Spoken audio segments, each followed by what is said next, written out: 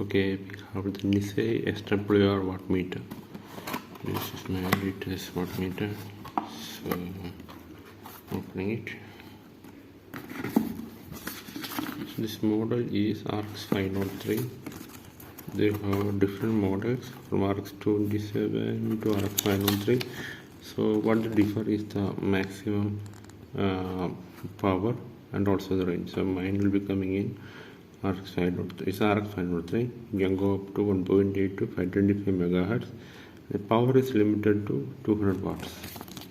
Okay, this is the handle, and if you open up, it's in a nice box.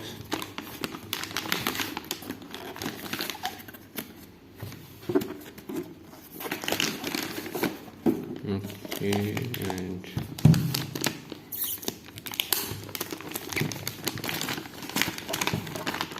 open the plastic cover. Okay, here it is.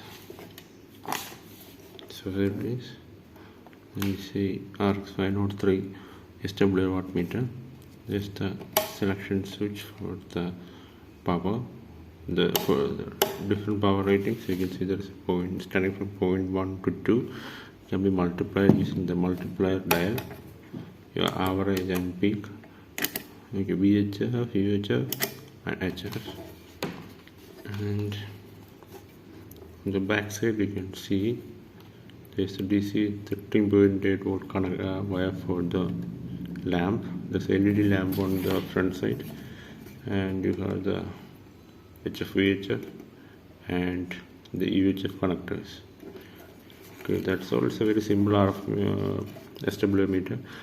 Since why I bought it is because it's analog and you don't have to give power like the digital wattmeters. So you can just connect it and measure from 0.1 watts to around 200 watts. Okay, that's it. RX503 Nissei SWR wattmeter.